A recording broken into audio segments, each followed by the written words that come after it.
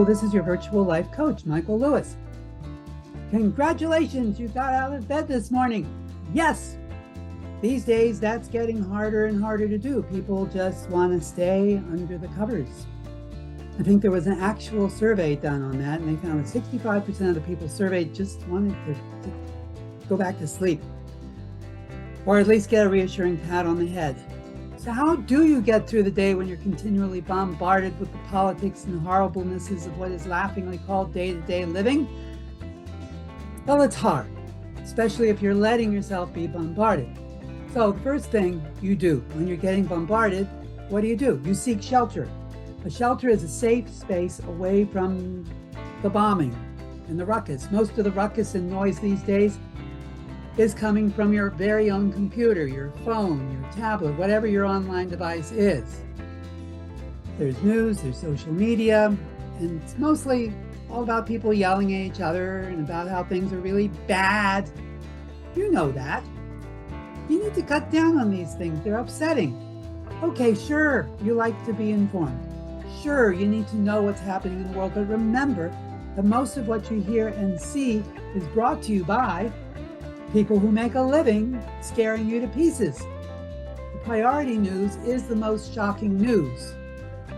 You're hardly ever going to click on a headline with 100% wonderful news.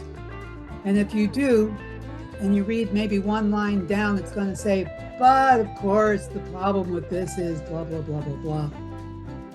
So you just aren't going to have any pure, unadulterated good news.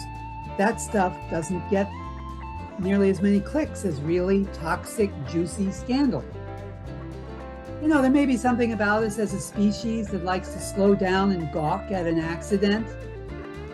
Something that makes our ears prick up when we hear something really bloody and horrific. Makes our blood boil when someone on Facebook or Twitter completely disagrees with us and we've simply got to argue back and put them in their place. Unfortunately, the price that we pay is upset, nerves, stress, lack of sleep, and worse. Now I'm going to give you a challenge right now. Try this for one day, just one. Cut down your social media to 10 minutes at the most. I know you won't cut it out entirely. Do not get into a fight with anyone online, no matter how much you know they're wrong and idiots. I'd ask you to unfollow anyone who's excessively political or argumentative, but I realize that for some of you that may be too much to ask, so I won't. Knock out reading or watching or listening to the news, no matter how tempting it is, especially these days. Just asking you to do this for one day, just one day.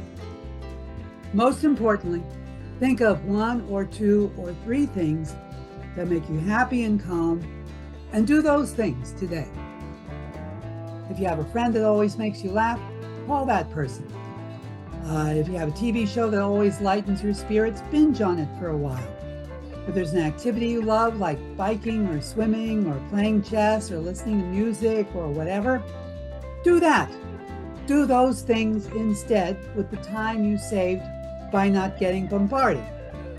Do these things for just one day. Just one day is all I ask. And see how you feel at the end of the day. Did the world explode? Did you get sick? Did you lose all your friends? I doubt it. And if that worked for you, keep it up.